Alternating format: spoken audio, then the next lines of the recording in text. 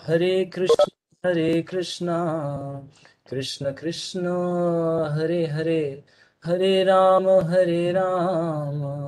राम राम हरे हरे।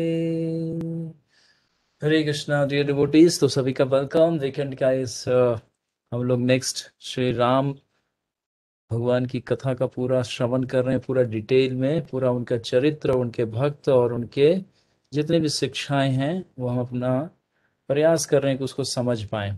तो चलिए समय को व्यर्थ नहीं करते हैं। आप लोग में से मुझे बताएं कि लास्ट वीक का जो लास्ट सेशन था फ्राइडे को, कहाँ हमने विराम दिया था और अभी कहाँ से हमें आगे मूव करना है। अब जो है लीला में एडवेंचर बढ़ता जाएगा, मतलब अब सस्पेंस और ट्विस्ट एक साथ साथ चलेंगे और अब इसमें विलेन की भी एंट्री होगी, सब होने वाला है अभी। तो अभी रोमांच बढ़ता जाएगा भगवान की इस लीला में। कहते हैं ना कि जब हीरो का एंट्री है यहाँ पे, तो हीरो का बाल रूप का एंट्री है, तो उससे पहले अभी तैयारी चल रही है। तैयारी हम कहाँ तक करे थे कि ऋषि सिंघा का पूरा पास टाइम सुन लिए हैं। ऋषि सिंघा आ चुके हैं, उनको इनवाइट किया जा चुका है महल में आके, वो अपने जहाँ पे उनको विश्राम कराया गया है वहां पे बैठे हैं। और राजा दशरथ जो कि पूरे प्लैनेट के, इस अर्थ प्लैनेट के किंग हैं, ऑलमोस्ट सारा मतलब जो प्रदेश और देश है वो सब उनके अंडर में आ चुका है। इतने बड़े राजा होने के बाद ब्राह्मणों को कैसे ट्रीट किया जाता है, जब आप घर पे किसी अपने स्पिरिचुअल मास्टर या ब्राह्मण या कोई वैष्णव डिवोटीज आते हैं, तो हाउ टू रिसीव, सन्यासी या ब्रह्मचारी आते हैं तो कैसे रिसीव किया जाता है। तो ऑब्वियसली यहाँ पे ऋषि जो सिंह ऋषि हैं वो कोई सामान्य नहीं है, बहुत पावरफुल ब्राह्मण हैं। तो एक राजा कैसे उनको ट्रीट कर रहा है, वो उनको हाई मतलब हाइट पे उनको आसन देते हैं और खुद नीचे बैठते हैं जबकि राजा हैं। अभी उनके असेंबली में जब विश्वामित्र आएंगे तो देखिए कैसे रिसीव करते हैं उनको। तो ये सब एटिकेट। तो उनसे वो प्रश्न पूछते हैं कि यज्ञ का उद्देश्य बताते हैं कि मैं ये यज्ञ अश्वमेघ यज्ञ और पुत्र कामेष्टि, इसको दो यज्ञ बोला गया है कि अश्वमेघ यज्ञ है ये मेनली मेजर बहुत बड़ा, लेकिन इस यज्ञ को करते हुए जो हम इच्छा प्रकट करते हैं, जिस उद्देश्य की प्राप्ति के लिए यज्ञ कर रहे हैं, तो राज्य का विस्तार और ये नहीं, इनको क्या था कि उस यज्ञ का जो फल होगा उसको पुत्र प्राप्ति के लिए हम उसका प्रयोग करेंगे। जैसे आप लोग जॉब करते हैं तो सैलरी मिलता है ना, तो सैलरी मिलता है तो मंथ एंड में आप लोग कोई टारगेट लेके चलते हैं ना कि चलो फ्रिज लेना है, गाड़ी लेना है, ईएमआई इसका पेंडिंग है उसको देना है, एलआईसी का पेंडिंग पड़ा है वो देना है, तो आप लोग एक टारगेट लेते हैं। तो अल्टीमेट काम करने का उद्देश्य क्या था कि सैलरी जो आएगा उस सैलरी को इस पार्ट में यूटिलाइज किया जाएगा, कुछ ग्रोसरी का लिया जाएगा, कुछ एफडी में कर दिया जाएगा, कुछ सेविंग में डाल दिया जाएगा। तो यानी कि यज्ञ का एक उद्देश्य होता है। जैसे हम लोग हरे कृष्ण महामंत्र चैंटिंग करते हैं तो इसका उद्देश्य क्या है कि हमारा कंप्लीट एग्जिस्टेंस प्यूरिफाई हो जाए, माइंड, बॉडी और सेंसेस। सिर्फ चैंटिंग हरे कृष्णा और प्रसादम। भक्ति रसामृत सिंधु में 1.1.11 में रूप गोस्वामी जी क्या कहते हैं, अतः श्री कृष्ण नामादि न भावे ग्रह में इंद्रिया सेवो मुख्य ही जीवादि स्वयं स्फूर्ति अदा। यानी कि सेवा मुख्य, यानी कि मुख से दो सेवा किया जाता है। एक तो भगवान का ऑफर्ड किया हुआ भोग प्रसाद के रूप में खाया जाता है, जो भी आप खाते हैं कृष्णा को ऑफर कीजिए।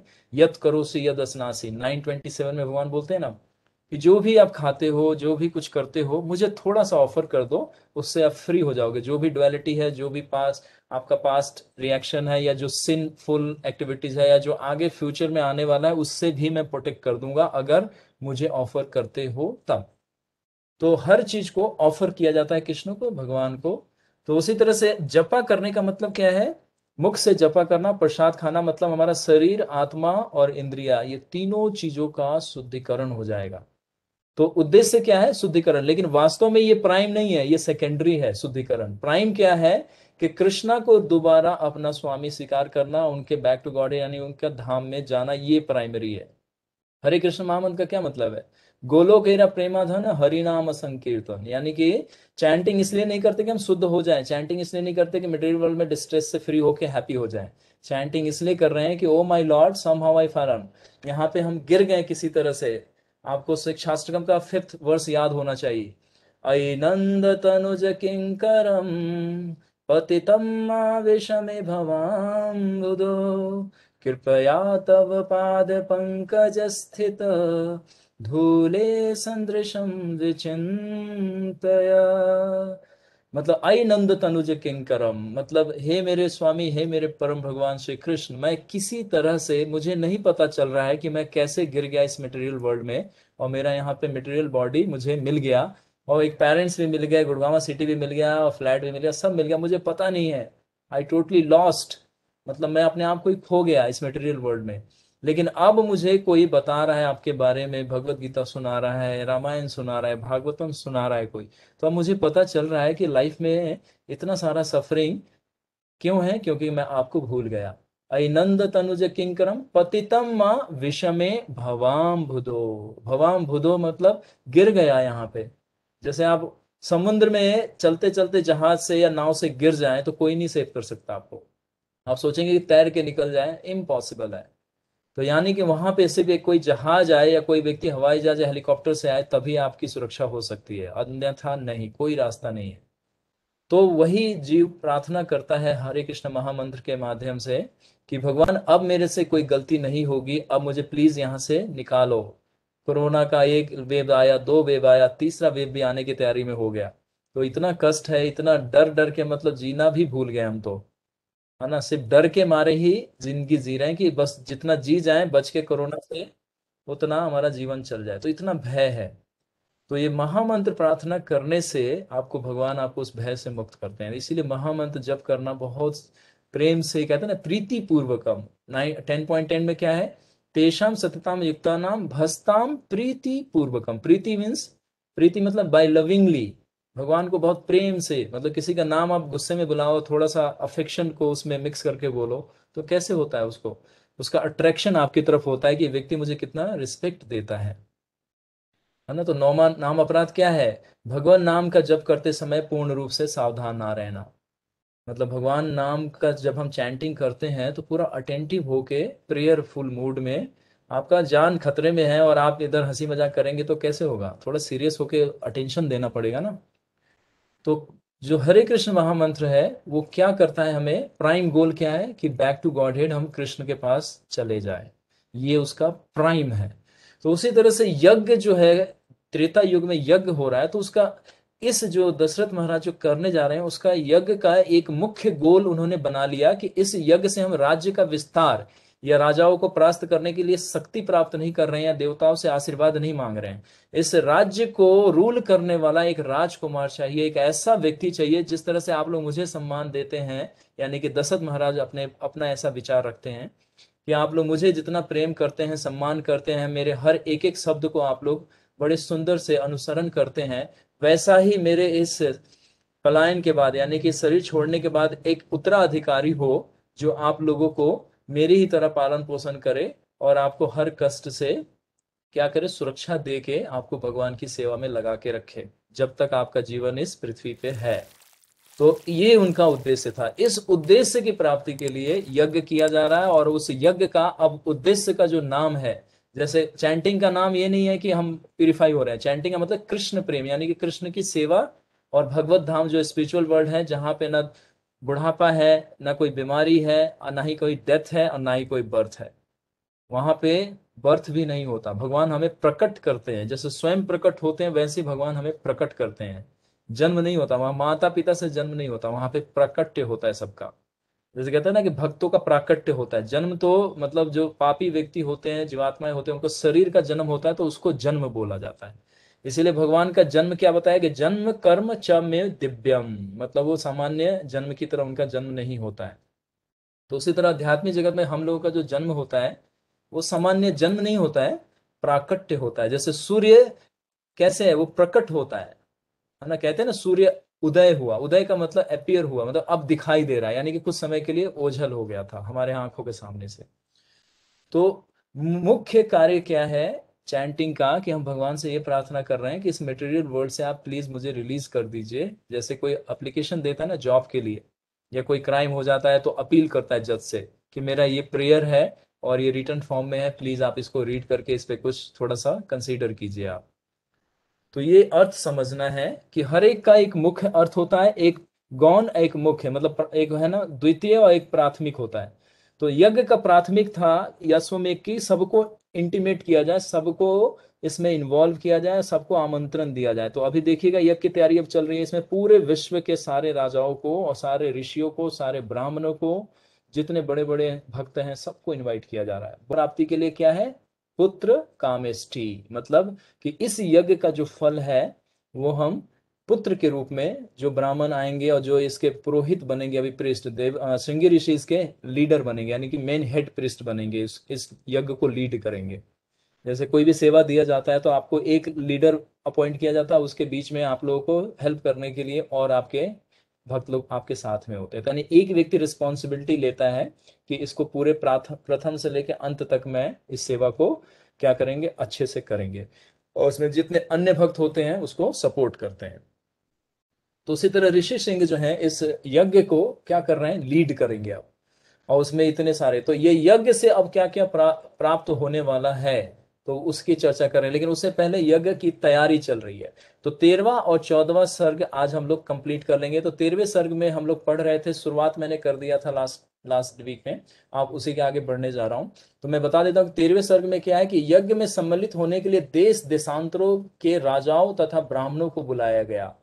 और फिर 14वें सर्ग में जब प्रवेश करेंगे तो इसमें क्या है, यज्ञ का वर्णन, मतलब यज्ञ का वर्णन और ऋषि सिंह की भविष्यवाणी, मतलब वो प्रिडिक्ट कर रहे हैं। तो वो ऑलरेडी बता चुके हैं, आपने ये सुन लिया था 13वें सर्ग में ही, मेरे से 12वें सर्ग के अंत वाले श्लोक में आया था कि उन्होंने, अभी यज्ञ हुआ भी नहीं था और उन्होंने क्या बोला कि आपको 4 पुत्र प्राप्त होंगे। तो देखिए वो ब्राह्मण के पास इतनी शक्ति था और इतना उनका तेजो बल था और उनकी तपस्या का, साधना और भक्ति का बल था कि वो उनका भविष्य पहले से ही निर्धारित कर दिए। तो चलिए अब उसका आगे हम लोग बढ़ते हैं आज कि यज्ञ में अब क्या क्या तैयारी चल रहा है और किस किस तरह से तैयारी चल रहा है। सखे कर्तुमयम यज्ञ सर्वनाणी महिक्षिता नापराधो भवत कष्टो यद अस्मि क्रंतु क्रंतु सत्तमम।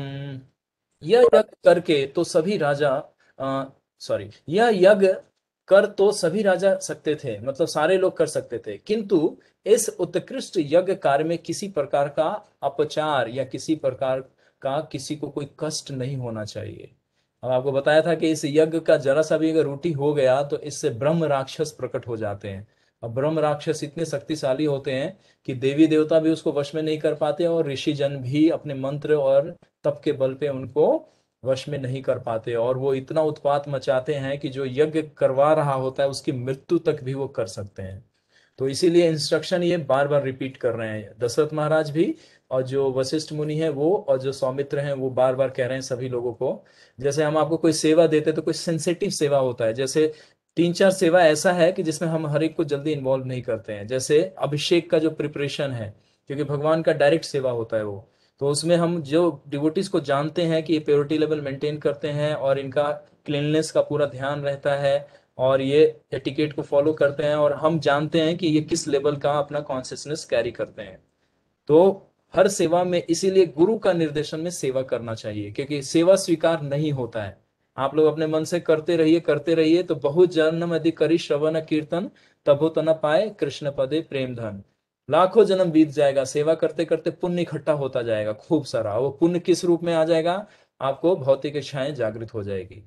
बताया ना, मनी है, मनी 2 तरह से होता है, एक पुण्य से आता है और एक धार्मिक कार्य करने से आता है, जिसको पुण्य कहते हैं। कि अधार्मिक कार्य यानी कि किसी को कष्ट दे के जो लक्ष्मी आता है तो उससे क्या है, उससे अभद्र होता है, यानी कि हमारे जीवन में कष्ट आता है।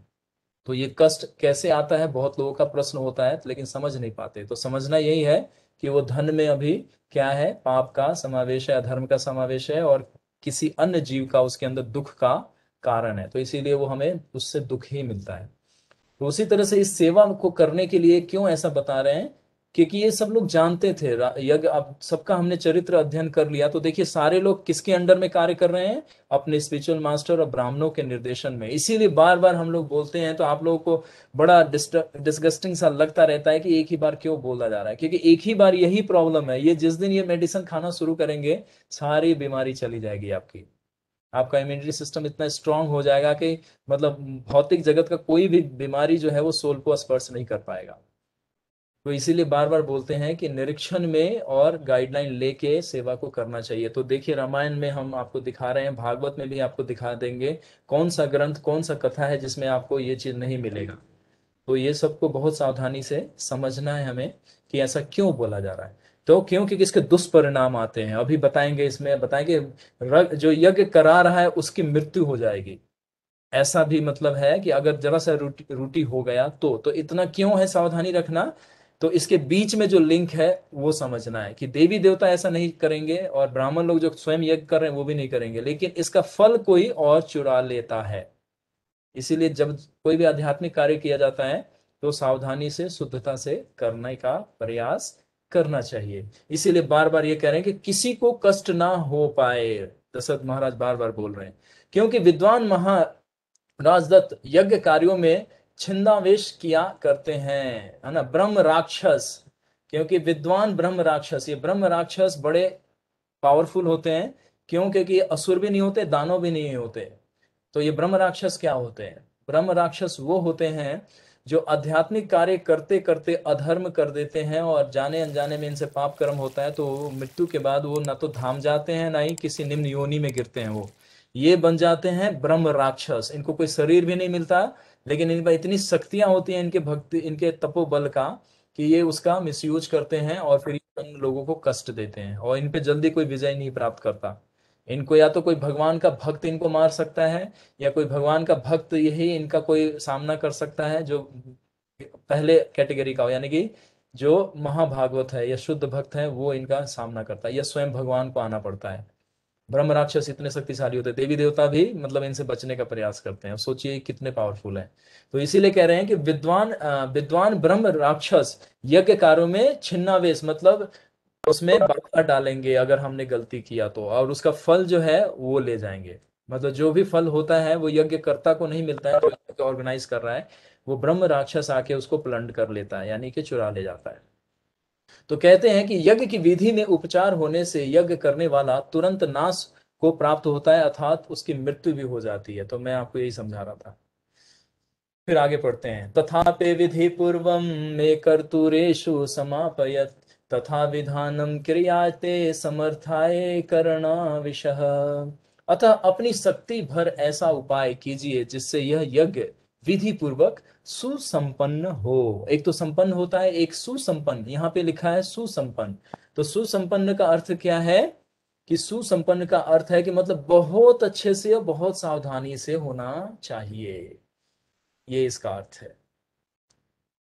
अतः अपनी शक्ति भर ऐसा उपाय कीजिए जिससे यज्ञ विधि पूर्वक सुसंपन्न हो। महाराज के ये वचन सुन मंत्री लोग बहुत प्रसन्न हुए और उनके आज्ञा अनुसार कार्य करने में प्रवृत्त हुए। यानी कि सबसे बड़ा जो एंजाइटी था वो दशरथ महाराज को था कि इसमें कोई भी किसी ऋषि को कोई असुविधा नहीं हो, जो जितने भी गेस्ट आए उनको सही से रिसेप्शन देना चाहिए, और इस यज्ञ में कोई भी ऐसा विधि पालन करने में चूकना नहीं चाहिए। यानी कि हमें भगवान का सेवा करते वक्त जो जो सावधानी मिलता है, जो भी इंस्ट्रक्शन दिया जाता है कि आपको ये चीजें ध्यान रखना चाहिए स्पेशली, तो उसको हमें भी ध्यान रखना चाहिए। जैसे नाम जप करते वक्त बताया जाता है, अभी आप लोगों को, कितने लोगों को नहीं पता होगा, 10 नाम अपराध है जिससे हमें बचना चाहिए, है ना। तो 10 नाम अपराध बच के जब जप करेंगे तब हम समझ पाएंगे कि जप में कितनी शक्ति है और वो हमारे पे कृपा मिल रही है उस जप से। फिर आगे पढ़ते हैं, तदंतर ये ब्राह्मण, है ना, धर्मात्मा, निप्रश्रेष्ठ, मतलब जो सुपीरियर किंग्स हैं, जो राजा हैं, दशरथ की प्रशंसा कर और विदा हो वहां से अपने अपने घरों को चले गए। यानी कि जितने इनवाइटेड थे उनको महल में स्पेस मिला था। जैसे हमारे घर में जितने गेस्ट आते हैं तो उनको हम लोग गेस्ट रूम में रेस्ट कराते हैं ना, कहते हैं कि आपका वाला रूम ये है, आप यहाँ पे रुकिए, आपका रूम ये है, आप यहाँ पे रुकिए। तो उसी तरह से जितने इनवाइटेड थे उनको, अभी कुछ आए हैं और बाकी लोग अभी आ रहे हैं। तो इस तरह से ये जो 12वां सर्ग है यहाँ पे यज्ञ का जो इंस्ट्रक्शंस है वो यहाँ पे समाप्त होता है। तो ब्राह्मणों के चले जाने पे महाधुतिमान महाराजा के मंत्रियों को विदा किया और आप भी अंतपुर में चले गए। यानी कि अब दशरथ महाराज इतना इंस्ट्रक्शन देने के बाद अब वो रेस्ट करने के लिए चले गए। यानी कि आज इवनिंग हो गया होगा, यहाँ पे लिखा नहीं है। तो इवनिंग में अब सारे मंत्री भी अपने अपने कार्यों में चले गए और राजा इतना इंस्ट्रक्शन दे के चले गए। तो अब 13वें सर्ग में हम लोग प्रवेश कर रहे हैं और आज इसको कंप्लीट करेंगे। ठीक। पुनः प्राप्ते वसंते तु पूर्णम समाता सरो अरो अभवत् परसावर्थे गते यष्टु हेमाया हेमयाधेन वीर्यवान। एक वर्ष बाद पुनः वसंत ऋतु आने पर पुत्र प्राप्ति के लिए प्राप्ति महाराज ने यज्ञ करने की इच्छा की। यानी कि इंस्ट्रक्शंस ये देने के एक साल बाद यज्ञ हुआ है। देखिए कितनी तैयारी चली होगी। अब आप हमें लग रहा था ना कि यज्ञ अभी इंस्ट्रक्शन मिल गया तो कल शुरू हो जाएगा। हम लोग यही सोच रहे थे। मैंने आपको क्या बताया कि हम जन्माष्टमी सेलिब्रेट करते हैं तो हम लोगों को 2 महीना लगता है पूरा प्रिपरेशन करने में। मंडप तैयार करना, एक एक चीज को देखना, हर गेस्ट को इनवाइट करना, जितने भी हमारे बड़े भक्त होते हैं उनको इनवाइट करना, छोटे भक्त होते हैं उनको सेवा में एंगेज करना, तरह तरह की चीजों को देखना, किसके पास इनविटेशन गया नहीं गया। भगवान का ड्रेस बनवाते हैं हम लोग, वृंदावन स्पेशली जाते हैं, कृष्ण का ड्रेस बनता है तो उसमें कौन सा डिजाइन होगा, उस दिन कलर क्या होगा, इतना डिटेल होता है।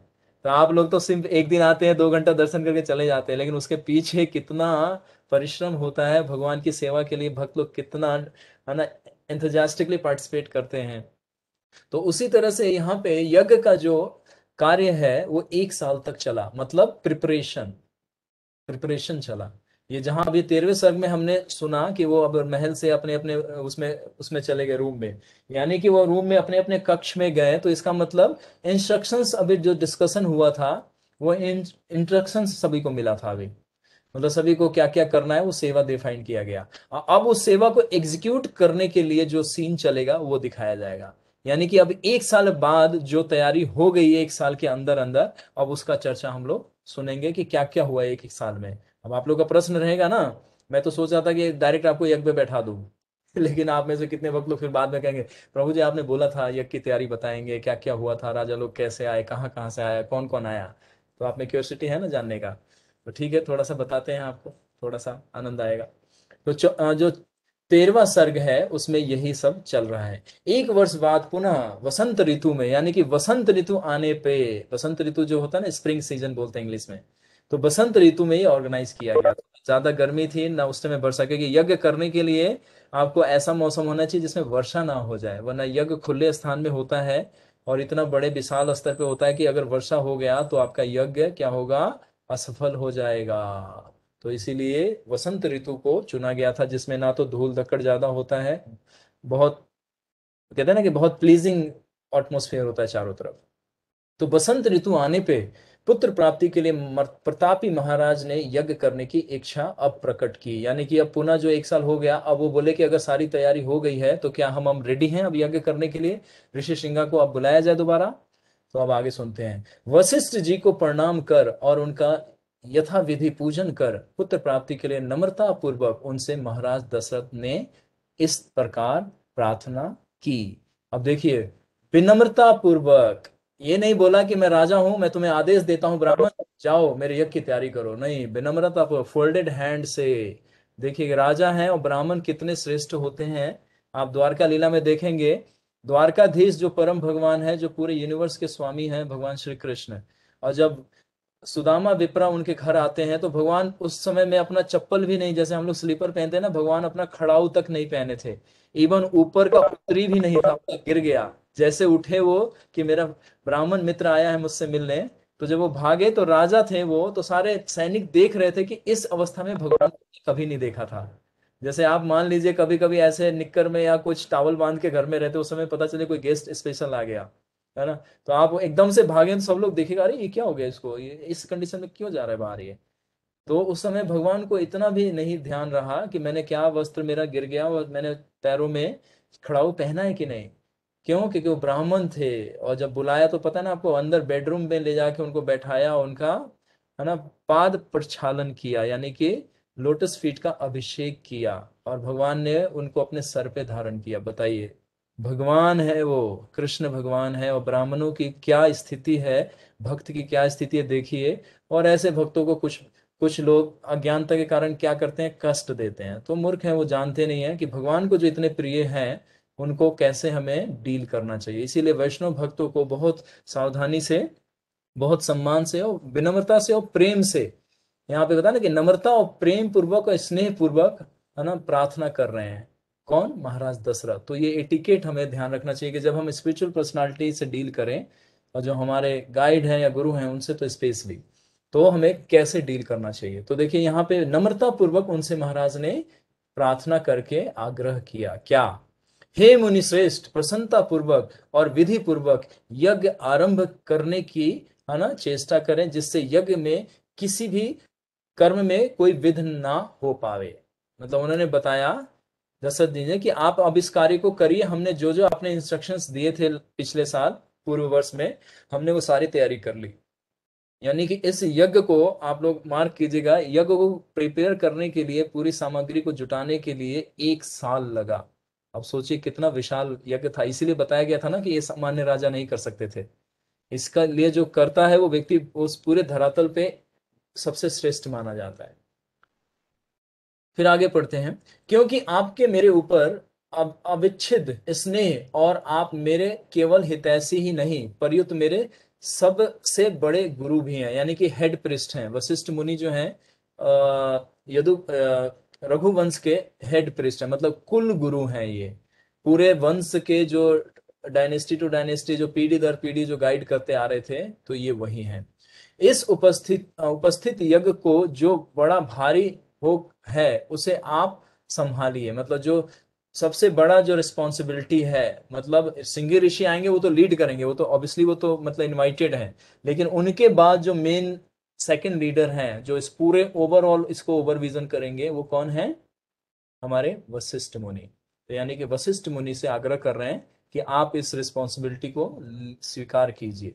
जैसे हम कभी कभी सेवा करते हैं तो हम देखते हैं कि कोई हम किसी सेवा में थोड़ा सा क्रिटिकल सिचुएशन हो जाता है, थोड़ा चैलेंजेस आता है, तो हम अपने सीनियर भक्त को या किसी ऐसे भक्त को जो उसमें हर चीज़ों में पार्टिसिपेट कर सकते हैं, उनमें स्किल होता है हर चीज़ को करने का, तो हम अप्रोच करते हैं ना कि इस सेवा में आप भी थोड़ा सा अपना प्रेजेंस रखिएगा, ताकि हम लोग थोड़ा मोटिवेटेड फील करें, और कहीं पे कोई मिस्टेक हो रहा हो तो आप अपने विजन से उसको इंडिकेट करिएगा कि ये ऐसा होता है ना। तो इस तरह से सेवा करने से ना एक्चुअली रिलेशन डेवलप होता है। बिना, इसीलिए तो कहते हैं कि जब तक हम सेवा नहीं करते किसी से रिलेशन डेवलप नहीं होता। जब हम सेवा करते हैं भक्त का, तब हमारा रिलेशन डेवलप होता है। जब रिलेशन डेवलप होता है तब एक्सचेंज होता है क्या, प्रेम का, भक्ति का, सेवा का, भाव का। भगवान भी देखते हैं कि मेरे भक्त आपस में कितना प्रेम कर रहे हैं। भागवतम के 8वें स्कंद में आता है प्रचेतास की कथा, है ना। 10 भाई थे वापस में, उनमें इतना अच्छा कोऑर्डिनेशन था कि लॉर्ड शिवा देख के ही उनको, उनकी तपस्या से पहले ही आके बोलते हैं कि तुम मेरी उपासना मत करो, वासुदेव की उपासना करो, वो मेरे स्वामी हैं, वो आपको बेनिडिक्शन देंगे। बताइए, लॉर्ड शिवा पहले ही खुश हो गए। अभी कोई तपस्या भी नहीं किए थे, भागवत में एक कथा आता है प्रचेतास की। तो हिमालय गए थे वो तपस्या करने के लिए, लॉर्ड शिवा को प्रसन्न करने के लिए, लेकिन प्रसन्न कौन हुआ, भगवान वासुदेव। और मार्ग कौन दिखाया, स्वयं भगवान शिव।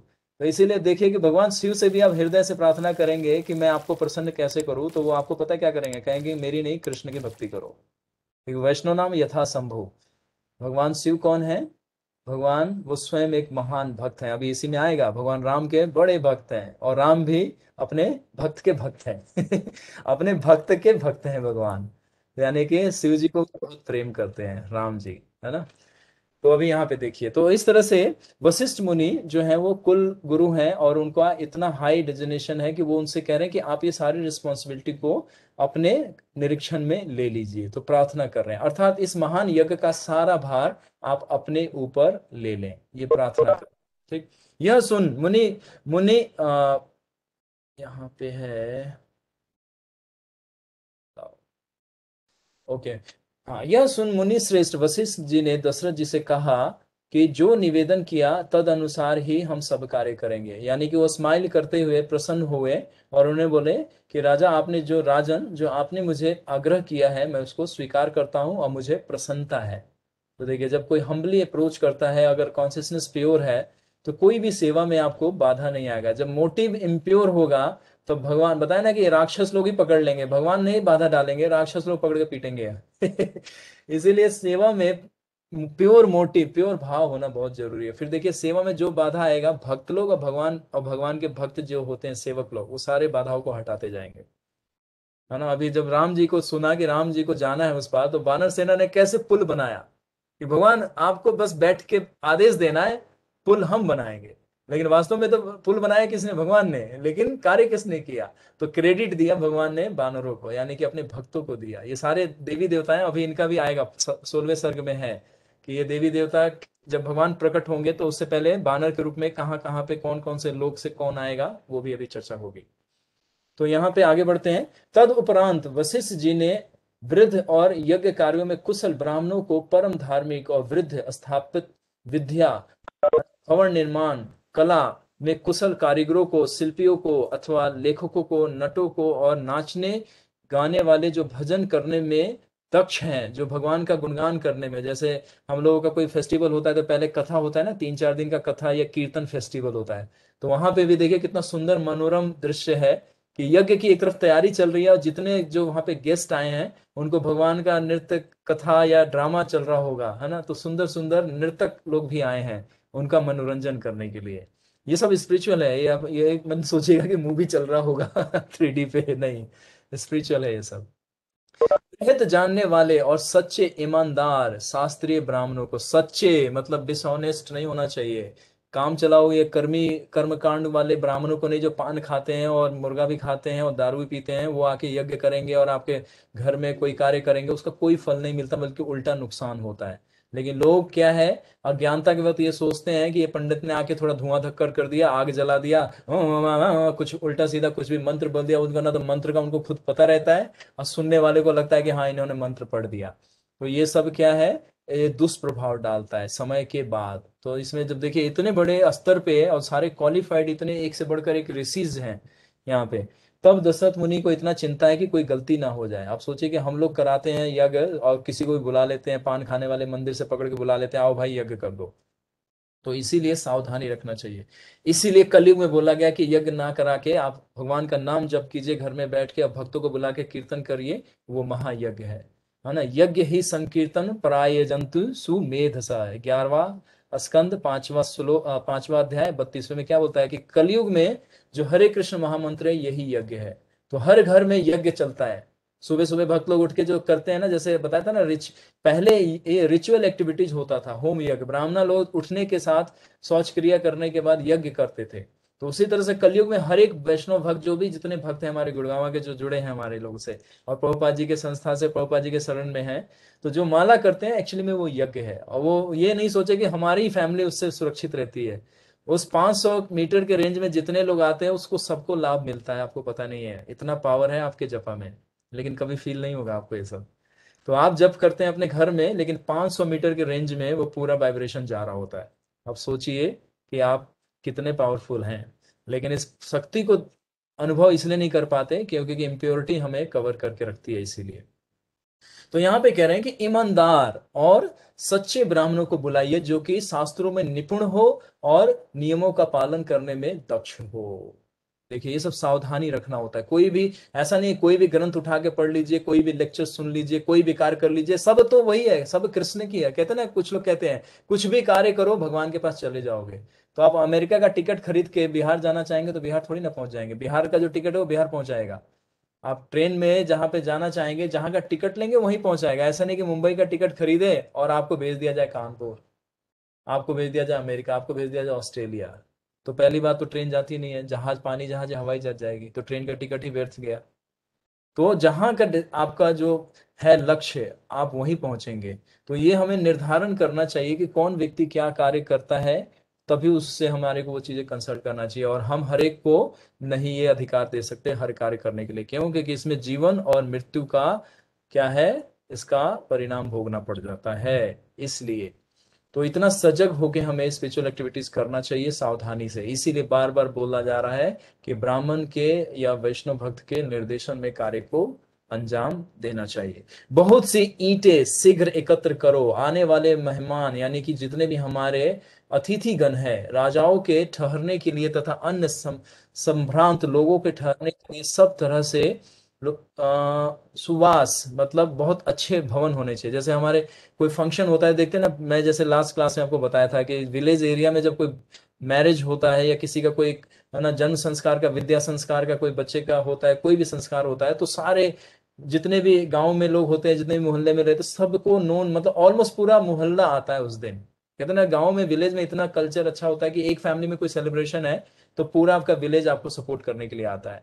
तो एक्सपेंस भी बहुत होता है, लेकिन सब सपोर्ट भी कर देते हैं, क्योंकि अन्न और धान्य की कमी नहीं होती। गाय की कमी है नहीं, दूध की कमी है नहीं, घी की कमी है नहीं, तो और चाहिए क्या, बस प्रेम और थोड़ा सा कोऑपरेशन चाहिए आप लोगों को। तो पहले का मैं बता रहा था कि जब कोई विवाह होता है तो दूर दराज से जितने लोग आते हैं तो उनको ठहरने के लिए व्यवस्था की जाती थी। तो ये यज्ञ भी कुछ समय तक चलेगा।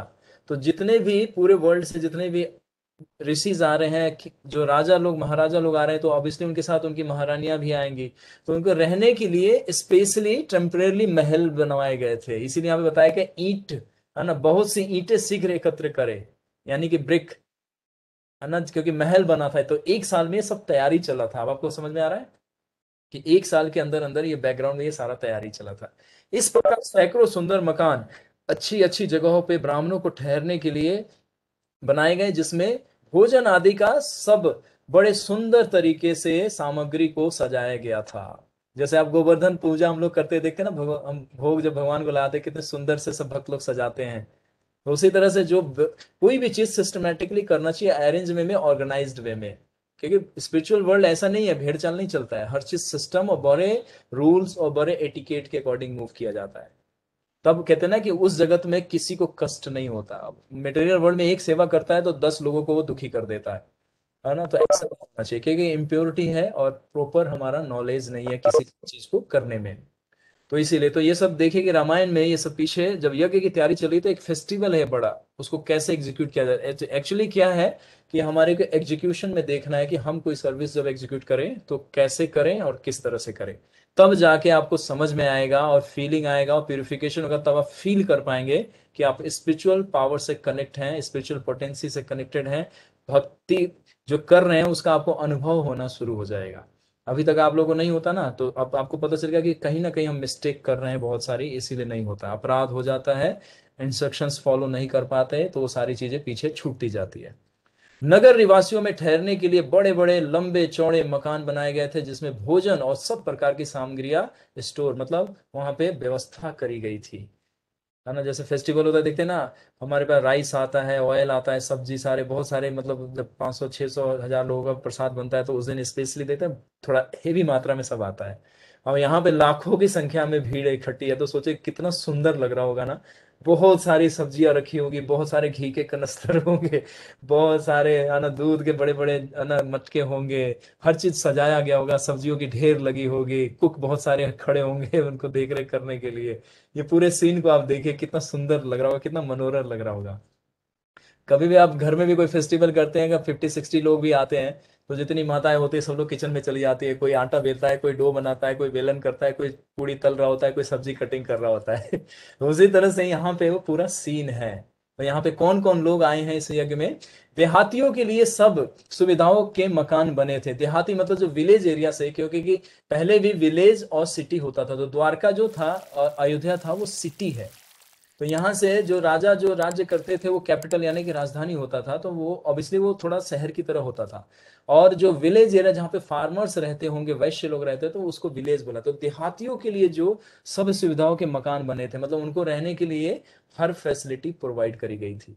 जैसे आजकल बड़े बड़े लोग मैरिज करते हैं तो 5 स्टार होटल बुक कर देते हैं, पूरा होटल को ही बुक कर दिया जाता है ना। करोड़ों रुपए खर्च करते हैं, क्यों? क्योंकि उनके पास इतना रिसोर्सेस हैं। तो एक एक रूम एक एक फैमिली को अलॉट किया जाता है, सबका नाम चला जाता है, आपका ये एड्रेस है, आपको एयरपोर्ट से पिक करेगा ये गाड़ी और आपको यहाँ ड्रॉप करेगा, आपका रूम नंबर ये है, रिसेप्शन पे कोई प्रॉब्लम हो तो ये, और कोई हेल्पलाइन चाहिए तो ये, सारी अरेंजमेंट होती है, तब जाके ये सब संपन्न होता है। तो उसी तरह से देखिए सब कॉन्सेप्ट हमारा पहले से शास्त्र में है ये सब। तो यहाँ पे बताया रहा है कि देहातियों को रुकने के लिए स्पेशली एक अलग से महल बनाया गया था, जहाँ पे सारी सुविधाएं उनको रखी गई थी, जहाँ पे भोजन सामग्री, है ना, और उन्हें सत्कार पूर्वक दी गई। सब समय किसी भी प्रकार का कोई भी अनादर नहीं किया गया। मतलब किसी भी व्यक्ति को कोई भी फैसिलिटी चाहिए, कोई चीज चाहिए, तो उनको अवेलेबल कराया जाता था। ऐसा नहीं था कि बस बुला दिया भेड़ चाल की तरह, भेड़ बकरी और तबेले में जैसे घोड़े बकरियां रहती है, चलो भाई एक रूम में ठुस जाओ सब लोग, और बस जब काम होगा तो हम बुला लेंगे, आपको आवाज दे के बुला लें। नहीं, बड़े सावधानी से एक एक भक्त को बड़े ध्यान से उसको ट्रीट किया जा रहा था। ऐसे प्रबंध हो कि किसी वर्ण का भी मनुष्य जो यज्ञ में आवे उसके वर्ण के अनुरूप उसको यथाचित सत्कार किया जाए। जैसे मंदिर में कोई रिक्शा वाला भी आ जाए हमारे भगवान का दर्शन करने के लिए, उसको भी उतना ही सम्मान से उसको भी प्रसाद खिलाना चाहिए, उसको भी स्पेस देना चाहिए कि आप ही जाओ दर्शन करो भगवान का, और उसको भी सही तरह से ट्रीट करना चाहिए। तो हम लोग, क्योंकि भगवान का दर्शन करने आया है मंदिर में। तो यहाँ पे बता रहे हैं कि कोई अगर वैश्य है, शूद्र है, किसी भी वर्ण का है, वो यथाचित सत्कार किया जाए। मतलब उसको डीलिंग बहुत, उसको कभी भी ये नहीं लगे कि मैं छोटा व्यक्ति हूं, इतने बड़े यज्ञ में आया हूं तो मेरा कोई सम्मान नहीं हो रहा। लोग भूल जाते हैं ना। तो देखिए सबका स्पिरिचुअल कॉन्सियसनेस है। ये सब दशरथ महाराज एक एक चीज को ध्यान रख रहे हैं कि मतलब किसी को भी लीडर का ये क्वालिटी एक्चुअली, कोई भी आप कहीं भी कोई चीज लीड करते हैं तो एक छोटे से छोटे व्यक्ति को भी उसके अकॉर्डिंग उसको रिकॉग्नाइज करके डील करना चाहिए हमें। तब ये प्रॉब्लम क्यों आता है कि छोटे व्यक्ति को भी प्रॉब्लम करते हैं तो कहीं ना कहीं वो प्रॉब्लम क्रिएट करेगा, कहीं ना कहीं प्रॉब्लम क्रिएट करेगा, और वही सारा कर्मा बन जाता है। तो लोभ अथवा क्रोध के वशवर्ती हो, है ना, खबरदारो किसी भी प्रकार का अनादर ना किया जाए। मतलब खबरदार का मतलब क्या है कि वो सावधान दे रहे हैं, जिस जो ऑर्गेनाइजर्स हैं वहां पे, जो मंत्री हैं जो टेक केयर कर रहे हैं, उनको बार बार ये बोल रहे हैं कि किसी भी तरह का कोई डिसरिस्पेक्ट किसी को ना किया जाए, अनादर का भाव भी ना आए, ऐसा बता रहे हैं। मतलब कोई ये भी ना सोचे कोई मंदिर में आया तो उसको मिसबिहेव करें या उसको ट्रीट ऐसे करें कि वो बेचारा भगवान से दूर ही हट जाए। तो यहाँ पे कह रहे हैं कि यज्ञ में ऋषि हो या किसी भी वर्ण का व्यक्ति हो, उसके यथाचित उसके पोजीशन उसके अकॉर्डिंग उसको ट्रीट किया जाए। तो समझ रहे हैं, ये हम लोगों को ये सीखना चाहिए कि हम किसी भी व्यक्ति को हर्ट फील नहीं कराएं। इसीलिए स्पिरिचुअल वर्ल्ड इसका नाम है, जहां पे कोई व्यक्ति किसी को बताया ना। अयोध्या में आपने देखा था ना कि कोई एक व्यक्ति ढूंढने पे भी मिले कि ये दूसरे के बारे में गलत सोचता है तो मुश्किल हो जाएगा, मतलब मिलेगा ही नहीं आपको पूरे अयोध्या नगरी में। तो ऐसे प्रजा थी वहां पे, तो कितना सुंदर वातावरण होगा फैमिली में अगर सब लोग एक दूसरे को कोऑपरेट करें, सब पेरेंट्स को फॉलो करें और सब पेरेंट्स अपने स्पिरिचुअल मास्टर को फॉलो करें, ब्राह्मण जो भक्त है इंस्ट्रक्शंस देते हैं उसको फॉलो करें, तो हमारा घर ही वैकुंठ बन जाएगा। प्रभुपाद जी क्या कहते हैं कि every devotee make their home in a Vaikuntha. भगवान का विग्रह रखो, गौर निताई का विग्रह रखो, राधा कृष्ण का विग्रह रखो, है ना। एवरीडे भगवत गीता भागवतम आधा घंटा मॉर्निंग में उठो, सबको फैमिली को लेके बैठ के पढ़ना चाहिए। और 9 o'clock पे प्रसाद पाके बच्चे लोग स्कूल, प्रभु जी लोग अपने जाएं अपने ऑफिस, और माताएं अपने घर को टेक केयर करें। That's it. फिर शाम को आए, फिर शाम को सब बैठ के कीर्तन करें, भोग लगे भगवान का खाएं, फिर प्रसाद पाने के बाद फिर से आधा घंटा कीर्तन करें, कथा सुने, सो जाएं। रामायण मैंने क्यों इवनिंग में किया, इसीलिए किया कि आप लोग इवनिंग में प्रसाद पाएं और कथा करके सुन के सो जाए। ये होता था एक्चुअली एंटरटेनमेंट, हमारा पहले का कल्चर था ये। आप नंद, अभी इसी में दिखाऊंगा अगर कहीं आएगा तो, नहीं तो भागवत की कथा में आता है कि नंद बाबा और कृष्णा जब गोचारण से आते थे तो मैया जब प्रसाद उनको सर्व कर देती थी तो एकदम से नहीं सोते थे। कहते हैं ना कि प्रसाद पाने में और सोने में थोड़ा सा गैप होना चाहिए, at least 1 hours minimum, minimum 1 hour, और मैक्सिमम 3 आवर्स होना चाहिए, तब डाइजेशन पावर और बॉडी बिल्कुल फिट रहता है। तो पहले क्या होता था, यही होता था, रामायण महाभारत और भागवत की कथाएं सुनाई जाती थी, नाटककार लोग ड्रामा प्रस्तुत करते थे एक एक सीन को, जैसे आज आप लोग एक एक सर्ग को सुन रहे हैं, तो पहले एक एक सीन को पिक्चराइज किया जाता था। आज हम क्या करते हैं, व्हाट्सएप सास बहू की TV, Sony TV, star plus, ये वो फलाना ढिमकाना, है ना, वेब सीरीज, ये सारा जितना कचरा है दिमाग में चला जा रहा है, और बाद में घर में कलह मचता है। तो हम दूसरों को ब्लेम करते हैं कि हमारा बच्चा हमारे को सुनता नहीं है, और बच्चे भी कहते हैं कि हम क्यों सुने आपकी, क्योंकि बच्चे अनजाने में सारा कचरा अपने मन में डाल दिए। वेब सीरीज कभी भी नहीं देखने को अलाउ करना चाहिए, इतना गंदा है ये, पूरा कल्चर खत्म कर दे रहा है हमारा, हम लोगों का। समझिए कितना डेंजरस है ये। अभी किसी को समझ में नहीं आ रहा, लेकिन 5 years बाद देखिएगा आप लोगों को क्या रिजल्ट आने वाला है इंडिया में। पूरे हमारे कल्चर को, जो सनातन कल्चर है, ये बहुत सिस्टमेटिकली अटैक हो रहा है, लेकिन पता नहीं चल रहा आप लोगों को। तो हम लोगों को ये संस्कार नहीं देना है, बचाना है। आज भरत बाबू पूछ रहे थे टेक्नोलॉजी का क्या यूज है प्रभु जी, तो उनको थोड़ा सा पॉइंट्स बताया गया कि टेक्नोलॉजी को अवॉइड नहीं करना है, लेकिन उसको यूटिलिटी को समझना है। क्योंकि हम एक ऐसे वर्ल्ड में एंटर कर चुके हैं जहां पे इन सब चीजों को छोड़ेंगे तो पीछे रह जाएंगे। तो यानी कि हमें भी टाइम के अकॉर्डिंग चलना है, क्योंकि कृष्णा क्या बोलते हैं, कालो अस्मि, आई एम द टाइम। तो टाइम को रिस्पेक्ट देने का मतलब है कि उसका यूटिलिटी समझिए कि कब कितना और कैसे करना है। तो भरत प्रभु से 1 घंटा हमने चर्चा किया, उनको समझ में आया, तो बेसिक चीजें उनको कुछ बताया कि ऐसे फॉलो कीजिए, फिर देखिए रिजल्ट कैसा आता है। तो कोई भी चीज हम कराएं तो संस्कार हमें देना है, बच्चे लोगों को नहीं पता है। वेब सीरीज ये सारा जितना आ रहा है पूरा डैमेज कर दे रहा है हमारे कॉन्शियसनेस को, इतना गंदा पोल्यूटेड हो जा रहा है कि कुछ भी उसमें गुड थॉट तो आ ही नहीं सकता कभी। और वो कैरेक्टर क्या बिल्डअप करेगा और दूसरों को कहाँ से रिस्पेक्ट दे पाएगा। तो ये बहुत शटल पॉइंट होता है। बच्चे को गेम दे दिया था, वायलेंस गेम खेलते हैं, उसमें फाइटिंग वाला, किलिंग वाला, है ना। बच्चे, हम पेरेंट्स समझते हैं क्या कि चलो बच्चा उलझा है मैं अपना काम कर लूँ। अरे आप काम नहीं कर रहे हैं, वो 1 घंटा फ्री नहीं है, आगे का अगला 1 साल आपका बिल्कुल बिल्कुल एंजाइटी में जाएगा। 1 घंटा आपका 1 साल खराब करने वाला है। बच्चे ने 6 घंटे गेम खेला तो यानी कि आपका 6 साल खराब कर दिया उसने। कैसे? तो अब देखिए वो सुनेगा नहीं, क्यों? क्योंकि वो नहीं था, उसको नहीं पता था, वो तो खेल लिया। लेकिन वो, उसका क्या होता है, उसका नेचर चेंज हो जाता है। अगर उसमें एंगर क्रिएट हो जाएगा, डिसरिस्पेक्ट क्रिएट हो जाएगा, वो इंडिपेंडेंट मेंटालिटी का हो जाएगा। तो ये सब कल्चर कहाँ है, लॉस्ट हो गया है। लेकिन पहले के समय में जो संध्या काल होता था, तब सब लोग क्या करते थे, बैठ के पूरी फैमिली भागवत कथा या कथा सुनते थे। तो उसमें इस तरह का जब नॉलेज मिलता था तो रिस्पेक्ट बढ़ता था, कोऑपरेशन बढ़ता था। दूसरों को हम टाइम स्पेंड करते हैं, हम टाइम स्पेंड करते नहीं फैमिली के साथ। हम टाइम कहाँ स्पेंड करते हैं, यूट्यूब, फेसबुक, व्हाट्सएप। तो इसीलिए हमारा व्हाट्सएप तो हमारा अपना कभी हुआ नहीं है, नहीं होगा। लेकिन हम जरूर उसमें अपना टाइम खराब कर लेते हैं और हमारा कॉन्सियसनेस क्या है, पूरा डल हो जाता है। तो ओवरऑल ये क्या टीचिंग है कि यहाँ पे देखिए कि जो पहले ये सब चीजें होती थी तो कल्चर में होता था। यज्ञशाला में काम, जो कारीगर काम करे उसकी भी विशेष रूप से यथाक्रम खातिरदारी और उसकी देखरेख की जाए। यानी कि वहां पे जो यज्ञ में कोई छोटा वर्कर भी अगर काम कर रहा है ना, वो चाहे किचन में कुक हो या कोई इधर से सामान उधर कर रहा है, वैश्य जो शूद्र लोग होते हैं, उनको भी दशरथ महाराज कह रहे हैं कि उनको भी टेक केयर करो बहुत सावधानी से। सेवा कार्य में निरंतर नौकरी को उनकी मजदूरी और भोजन दिया जाए। मतलब जो व्यक्ति जितना डिजर्व करता है उसको प्रॉपर क्या दिया जाए, सैलरी दिया जाए। आज आपको पता है मेरे कितने भक्त, मैक्सिमम मतलब आउट ऑफ 15 लोगों ने मेरे को एक कहा कि प्रभु जी मेरे से, हम लोगों से डबल वर्क लिया जा रहा है। आप लोगों को भी एक्सपीरियंस होगा जितने सुन रहे हैं। और 2 एम्प्लॉय 3 एम्प्लॉय का उनको कंपनी काम करा रही हो, सैलरी कितना दे रही है, जो 100% था आप 60% में ले आया है कि करना है तो करो, नहीं तो जॉब छोड़ के चले जाओ। तो एक्सप्लोटेशन है ये सारा, कल्चर का, हमारा, ह्यूमन का, सबका, हर तरह से। लेकिन आप कुछ कर नहीं सकते। तो ये सारा जिम्मेदारी किसका है, हम लोगों का। क्योंकि हर एक व्यक्ति यही सोचता है हम क्यों आवाज करें। नहीं, कहीं पे भी गलत होता है तो जो हमारा कैपेसिटी है, जो भी जितना है उतना तो हमें साउंड क्रिएट करना चाहिए। लेकिन यहाँ पे क्या बता रहे दशरथ महाराज कि नहीं, जो जितना डिजर्व करता है उसको उतना सैलरी, मतलब उतना मजदूरी या उतना वेतन उसको देना है। उसका भोजन, उसके वस्त्र, उसके रहने की व्यवस्था करनी है, उसको किसी भी प्रकार से कष्ट ना हो पावे। देखिए कितना सेंसिटिव है ये। तो हमारे घर में, ऑफिस में जो भी छोटे मोटे होते हैं, माली होते हैं, स्वीपर होते हैं, प्यून होते हैं, हमें उनको भी टाइम टू टाइम थोड़ा सा टेक केयर करना चाहिए। क्योंकि वो हमारे पे तो डिपेंड है। हमारे घर में काम करते हैं वो लोग, चोरी चकारी कब करना शुरू करते हैं, जब वो देखते हैं कि हमें कुछ मिल नहीं रहा तो अपना दिमाग लगा लेते हैं बदमाश लोग। लेकिन आजकल मैक्सिमम ज्यादातर लोग डिसऑनेस्ट हैं, तो थोड़ा सा विवेक से काम तो करना है।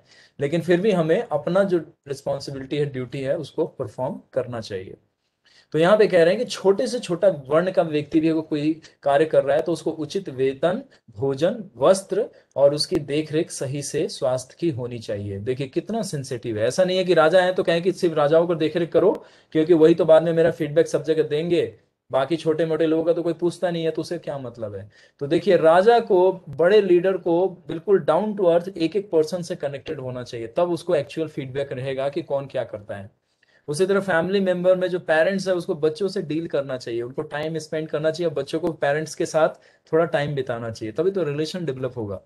अब बच्चे लोग गेम खेलने में लगे रहते हैं, व्हाट्सएप में, फादर आते हैं बेचारे उधर अपने काम में लगे, ऑफिस के काम में लगे, मदर किचन में, सारे इम्पर्सनल। बस खाना के टेबल पे भी आते हैं तो एक हाथ से व्हाट्सएप चल रहा होता है, एक एक हाथ से रोटी तोड़ के खा रहे होते हैं। अरे क्या है फोन साइड में रखो, प्रसाद पाओ अच्छे से, है ना। तो थोड़ा समय बिताना है फैमिली के साथ, क्योंकि रिलेशन तभी डेवलप होगा जब हम समय बिताएंगे एक दूसरे के साथ। भक्त के साथ समय बिताते हैं तभी तो प्रेम होता है ना। भगवान भी खुद अपने भक्त के साथ प्रेम, अपना समय बिताते हैं, तब भक्त इतना प्रेम करते हैं उनसे, है ना। कृष्णा अपने भक्त के बगैर रह नहीं पाते हैं। पौपा जी कहते हैं कृष्ण का मतलब सब चीज included, everything, everything equal to Krishna मतलब भगवान अपने भक्त, अब उनके पैराफिनेलिया, उनके लीला, उनके थॉट, उनकी बातें, उनका जोक, हर चीज, भगवान भी जोक सुनते हैं अपने भक्तों से, इतने अच्छे अच्छे जोक सुनाते हैं कि मतलब पेट फट जाता है सुनते सुनते। तो भगवान देखिए supreme personality of God head है, लेकिन अपने भक्त के सामने क्या है, एक सामान्य सामान्य व्यक्ति की तरह व्यवहार करते हैं। तो पेरेंट्स को और जो बच्चे हैं सबको टाइम स्पेंड करना चाहिए। सेवा में जब कोई काम होता है तो क्या करना चाहिए, सपोर्ट करना चाहिए। नहीं कि नौकर का काम है नौकर करेगा, वो ठीक है, वो अपना काम कर रहा है, लेकिन हम भी अपना कभी कभी इन्वॉल्वमेंट देना चाहिए। जैसे मैं आपको बताता था कि मेरी सिस्टर जब कपड़े वो वॉश करती थी वो रैप करती थी, तो मैं, मेरी ड्यूटी रहती थी, मैं जाके उसको सुखा देता था।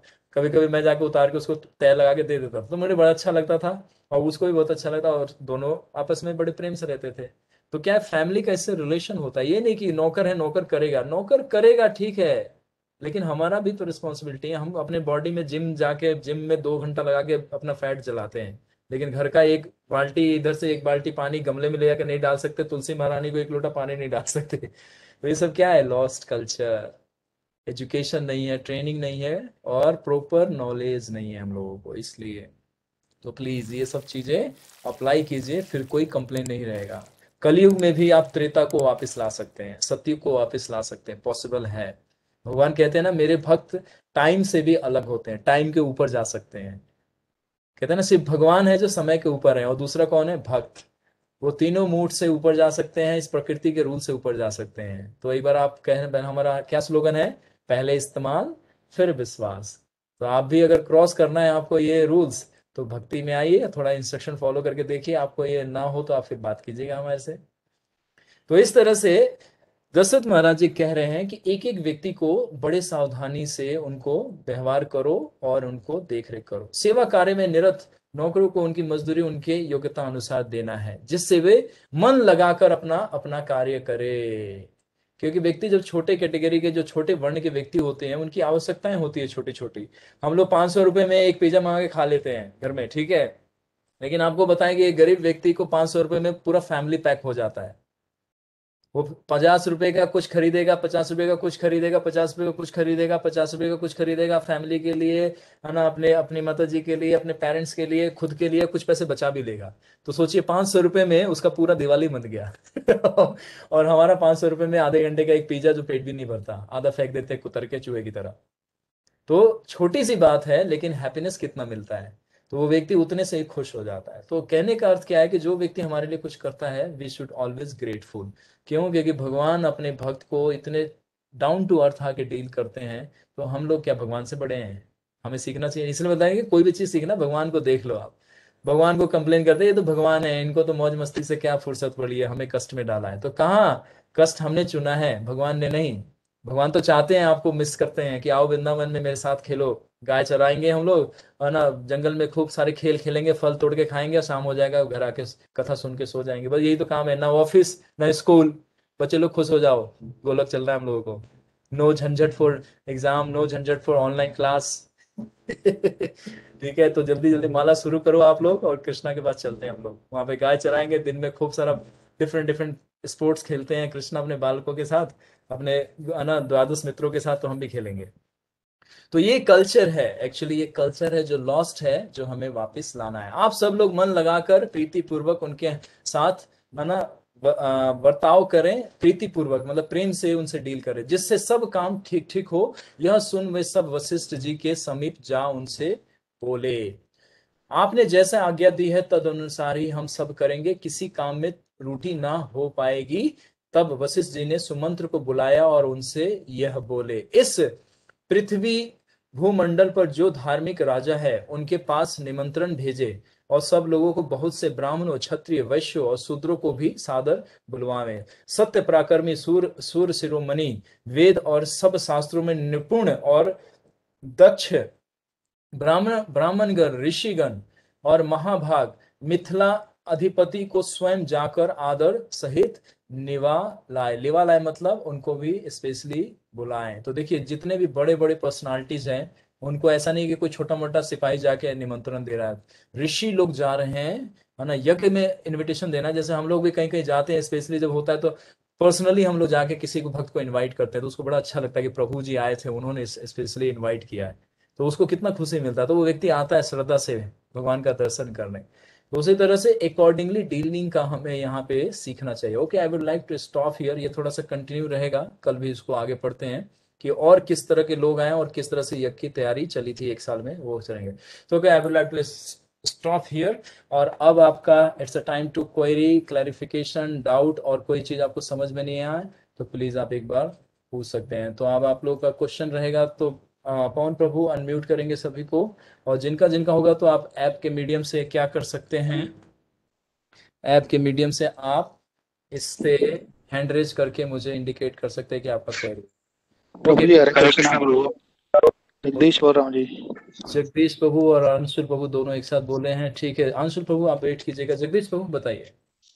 मेरा ये क्वेरी है प्रभु जी, आपने भी थोड़ी देर पहले ये बताया था कि अ, जब हम अभिषेक कर रहे होते हैं तो वो सेवा लगभग सबको नहीं दिया जाता।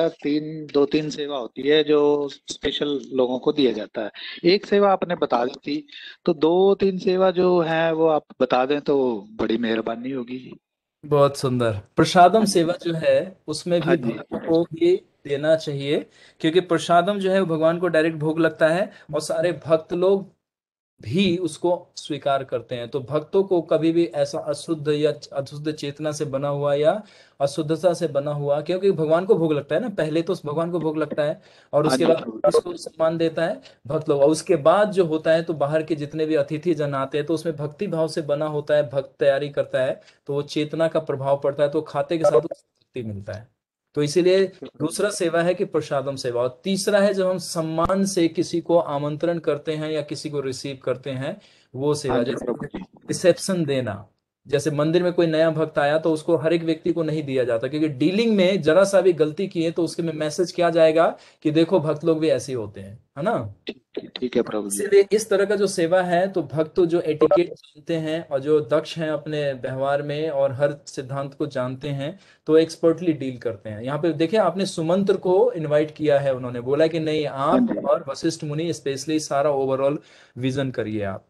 ठीक है जी। तो इसलिए कुछ सेवा और भी बहुत सारी सेवा है जिसमें हम, हाँ लेकिन जी। ये मोटा मोटा आपको थोड़ा अंडरस्टैंडिंग देने के लिए किया कि अभिषेक वाला में से ब्राह्मण लोग और जो एक्सपर्ट होते हैं, जो नॉलेज रखते हैं, उन्हीं को। तो ये हाँ सब जी। अभी कल्चर नहीं है, ट्रेनिंग नहीं है, तो कोई कुछ भी कर लेता है। तो इसीलिए तो बार बार हम लोग निवेदन कर रहे हैं आपसे कि कोई भी कार्य कीजिए लेकिन थोड़ा नॉलेज लेके करिए, हाँ जी। हाँ जी प्रभु ताकि जी। आपको लाभ मिले और आप हाँ जी। अनुभव कर पाए भगवान को हर पल हर क्षण में, कि यस भगवान है और मैं अब भगवान को फील कर पाता हूँ। ठीक है प्रभु जी। तो इसीलिए ये एक सेवा, मेरा हाँ जी, एक मेरा और भी क्वेरी था। अरे चाहे नया है, पुराना है, छोटा है, मोटा है, 10 साल का पुराना है, या अभी जस्ट पहली बार आया है, सबको हाँ जी। अधिकार है पूरा पूरा प्रसाद खाने का, ठीक है प्रभु जी। अमृत लेने का पूरा अधिकार है। लेकिन कुछ चीजों में हम थोड़ा सा भेदभाव करते हैं क्योंकि उसके पीछे सिद्धांत ये है, ठीक है। ठीक है प्रभु जी, समझ गया मैं प्रभु जी सारी चीजें। हाँ, बाकी आप पर्सनल पूछेंगे धन्यवाद। तो कुछ चीजें और हाँ बता। जी, हाँ जी, धन्यवाद प्रभु जी। ठीक है, धन्यवाद। आप हरे सर प्रभु कृष्ण जी, हरि बोल। क्विक। हरे कृष्ण प्रभु जी, दंडवत प्रणाम। धन्यवाद, बताएं प्रभु जी। प्रभु जी, मेरा क्वेश्चन ये है कि जैसे हम पर डे हरि नाम जप यज्ञ करते हैं, तो व्हाट आर द कॉन्सिक्वेंसेस और chances that these Brahma demons can take away our, जो भी हम इसका आउटपुट या फ्रूट हमें मिल सकता होगा वो उसको ले जा सकते होंगे। अभी नहीं ले जाएंगे आपसे, घबराइए मत। देखिए, मतलब थोड़ा सा इसको एलाबोरेट कर दीजिए प्रिसाइजली। चोर लोग किसके पीछे भागते हैं? चोर लोग, डकैत जो लोग, उनके लिए ऑपुलेंट होगा। हाँ, तो पहले ऑपलेंट का मतलब क्या है, पहले नाम अपराध से किस में आए? नामाभास में शुद्ध आए। मतलब प्योर नहीं नहीं, कॉन्शियसनेस में। हाँ शुद्ध तो जी। बहुत, वो तो बहुत हाई लेवल, वहां पे तो फिर कृष्णा पीछे पीछे घूमेंगे आपके। आपको चोर से वो गार्ड नहीं भेजेंगे, पर्सनली आ जाएंगे आपके पास कि चलो Anshul, don't worry, you chant, I will take care. नाम अपराध से नाम इसको। अभास पे जब आएंगे आप, ये एक अस्तर है, हाँ तीन जी। अस्तर है ना, चैंटिंग करने का तीन अस्तर है। पहला है नाम अपराध, दूसरा है नामाभास, और तीसरा है शुद्ध नाम। तो शुद्ध नाम में आपको डिवाइन एनर्जी खुद ही प्रोटेक्ट करती है, नरसिंह भगवान खुद ही प्रोटेक्ट कर रहे होते हैं आपको, आपको वो सब फील हो जाता है अपने आप। अभी क्यों नहीं हो रहा? क्योंकि अपराध है, तो अपराध पे हमें सावधानी बरतनी है। सावधानी क्या बरतनी है? जो 10 नेम ऑफेंस है, 10 नाम अपराध, उसको और स्पेशली नौवा 10वां को माइंड में उतार लेना चाहिए। और तीसरा जो सबसे इंपॉर्टेंट है, जो तीसरा जिसने फॉलो कर लिया, उसको समझ लो कि उसको वो निकल गया उस स्टेज से, नाम अपराध वाले स्टेज से निकल गया। तीसरा नाम अपराध क्या है बताएंगे अंशुल प्रभु, पता है आपको? प्रभु मतलब प्रॉपरली नहीं पता, मुझे एग्जैक्टली नहीं पता। टेढ़ा मेरा कोई शब्द ही पता है, शब्द ही बोल दीजिए। मतलब जो शिक्षा अष्टकम है जो चैतन्य महाप्रभु का है, वो वही पता है मुझे, नो नो और वो नो, भी अच्छा प्रॉपरली नहीं ठीक है, पता। रुकिए। चलिए, आप में से कौन से भक्त हमें बताएंगे कि तीसरा नाम अपराध क्या है? कोई भी रेंडमली बताइए मुझे, तीसरा नाम अपराध क्या है? कोई भी बताइए। आप सभी लोग जब करते हैं, अब देखिए आप लोगों में से अब आपकी परीक्षा हो गई। तीसरा नाम अपराध क्या? कौन बताएंगे? हरे कृष्ण प्रभु। माधवी। हरे कृष्ण माधवी प्रभु। माता जी हैं, हाँ बताएं। गुरु की अवज्ञा। ओके, पूरा सेंटेंस। हाँ कृष्णा भी सुन रहा हूं मैं आपके, मुझे पता है आपको याद है, गुड। बता, गुरु की अवज्ञा बताया ना, बस वही है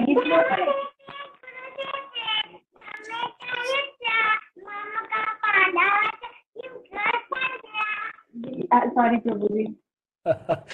माधवी माता जी की छोटी जी बेटी है प्रभु। वैष्णवी, वो देखिए उसको भी याद है कि तीसरा नाम अपराध क्या है। बहुत अच्छी वैष्णवी है मैं अभी उसको। डेली पढ़ती हूँ प्रभु जी, तो सुनती है ना, तो बस आ गई बता।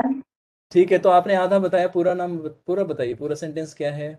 किसी को याद है, किसी और भक्त जी को प्रभु। बताएं। भगवान नाम का तीसरा है कि गुरु की अवज्ञा करना। गुरु के आदेशों की अवज्ञा करना माता जी। जी जी ठीक जी। ठीक है ठीक है, लेकिन ये आधा आधा सेंटेंस है, पूरा सेंटेंस क्या है? I want to understand complete sentence. प्रभु जी यही है, गुरु के आदेशों की अवज्ञा करना। आप देखिए, ये जो आप आदेश। पढ़ रहे हैं इसमें भी एडिशन हो चुका है, वही तो कह रहा हूँ, हर चीज। गुरु के आदेशों की अवहेलना करना और उन्हें एक साधारण मनुष्य समझना, ओरिजिनल सेंटेंस ये है। समझ ओके। में आ गया? जी प्रभु। आप लोगों को मैं स्क्रीनशॉट लेके शेयर कर दूंगा आप लोगों को, ठीक है? जितने सुन रहे हैं सबके पास पहुंच जाएगा, ठीक है? तो गुरु के आदेशों की अवहेलना करना पहला, और फिर कॉमा लगा के हैं, उनको एक साधारण मनुष्य समझना। क्यों? क्योंकि वो एक्सटर्नली कैसे देखते हैं? ह्यूमन बीइंग की तरह, हमारी तरह खाते पीते उठते बैठते चालते बोलते सब कुछ एक जैसा, तो हम क्या समझते हैं? ऑर्डिनरी पर्सन है ये, भगवान ये गुरु हो ही नहीं सकता ये तो गुरु, आपको यही तो नहीं पता गुरु का मतलब क्या होता है। तो जो ये थर्ड नियम पालन कर लिया अंशुल प्रभु, तीसरा अपराध जिसने पालन करना शुरू किया, वो 10 अपराध को बड़े आसानी से पालन कर लेता है, मतलब उससे बच जाता है 10 नाम अपराध से। और फिर वो नाम, जो अपराध वाला स्टेज है, इमीडिएटली वो किस पे आता है? नामाभास पे। और नामाभास पे उसको अब ऑप्शन दिया जाता है कि अब आप अपना फल बचाना चाहोगे या डेमीगॉड आके ले जाए रिवार्ड, तब आप प्रश्न करिएगा। अभी नहीं, अभी तो आपको देखेंगे भी नहीं। अभी आपको देखेंगे नहीं, क्योंकि अभी प्रैक्टिसनर हैं हम लोग, तो वो देवी देवता अभी नहीं देखेंगे, और ब्रह्म राक्षस अभी आपको दूर दूर तक भी आपके बारे में सोचेंगे नहीं। लेकिन जैसे ही इस स्टेज से ऊपर आएंगे, तब जैसे कहते हैं ना, कोई व्यक्ति नॉर्मल है तो उसको कोई भी क्रिमिनल उसको टिच नहीं, लेकिन जैसे ही पता चलेगा कि ये अमीर बन गया, अब इसके बाद अब थोड़ा सा करेंसी आ चुका है, बैंक बैलेंस इसका अब थोड़ा बढ़ गया है भाई, करोड़ों रुपए हैं इसके बाद, तब वो धीरे धीरे अब आपका क्या करेंगे? थोड़ा सा ना डाटा निकालना शुरू करेंगे, कहाँ रहता है पता करो इसको, कब आता है पता करो। तो फिर अंशुल प्रभु को पूछेंगे, ये कब जब करता है जरा पता करो, ब्रह्म मुहूर्त छोड़ के जब करता है ना, हाँ 12 बजे के बाद कब कब जब करता है, पूछो जरा इससे अब। तो जो हरे 12 कृष्णा बजे के प्रभु बाद जी। जब करता है वो पीछे आ जाते हैं, कहते हैं तू अब ऐसा जब करेगा तो अब जहां पे भी असावधानी होगी तेरा मैं अब मैं बताता हूँ कि आपका फल कहाँ जाने वाला है। तो ये लोग तब परेशान करते हैं, उससे पहले नहीं। हरे कृष्णा प्रभु जी, धन्यवाद समझ गया प्रणाम। प्रभु जी। ओके, एक मिनट साली माता जी। तो अंशुल प्रभु, जो हाँ जी। तीन स्तर है, नाम अपराध, नामाभास और शुद्ध नाम। तो शुद्ध नाम सबसे टॉप मोस्ट है, जो हम लोगों का अल्टीमेट गोल है लाइफ का, जो हमारे को इस स्टेज पे पहुंचना है कि चैंटिंग करते वक्त हम बिल्कुल कॉन्शियस रहें और हम उसको प्रीति पूर्वक जप रहे हो, किसी को विदाउट हर्टिंग एनीबॉडी, ठीक है? लेकिन हाँ अभी जी। तो है, तो अभी आपका क्या है? प्यूरिफिकेशन का पार्ट चल रहा है, अभी आप एनरोल हुए हो एज ए कैंडिडेट कि आप भी जब करना चाहते हो, तो अभी आपका हर चीज देखा जा रहा है, लेकिन उसका कोई भी फल अभी नहीं ले पाएगा, ना ब्रह्म राक्षस ले पाएगा और ना ही देवी देवता ले जाएंगे। अभी वो पूरा का पूरा सिक्योर है आपके हैंड में, क्योंकि कृष्णा डायरेक्ट डील करते हैं दो स्टेज पे, बिगिनर्स के साथ और फिर शुद्ध नाम में। आपको इसका एग्जाम्पल और आपको प्रूफ करके दिखा दूंगा कि फर्स्ट स्टेज पे ही कृष्णा आपके साथ होते हैं, ठीक है? तो इसलिए घबराना नहीं है आपको। हैप्पी? हरी बोल। ठीक है, तो अब बेफिक्र होकर चैंट कीजिए, और लेकिन तीसरा और 10 नाम अपराध को अच्छे से डिटेल में समझिए। आपका कोई प्रश्न है प्रभु हरे जी? कृष्णा प्रभु जी। हाँ बताएं जी, मेरा प्रश्न सिर्फ महामंत्र के ऊपर था कि बताएं। जैसे कि भक्त को बताया जाता है किसी भी अवस्था में कैसे भी आप सिर्फ नाम उच्चारण करें प्रभु का, हम्म। और वो एक्सेप्ट होता है, कृष्णा एक्सेप्ट करते हैं। जैसे कि वाल्मीकि जी मरा मरा कहते थे, उनका भी उन्होंने उद्धार किया। हम्म।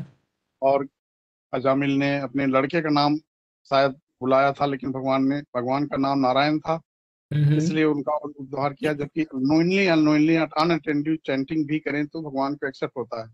तो हम्म। ये 10 अपराध की जो चर्चा अभी चली थी, जिसमें है कि नामा अपराध होता है तो वो सीधा भगवान को नहीं जाता, कहीं और चला जाता है या कुछ और हो जाता है, ऐसा सुना गया है, पहले भी हमने सुना है।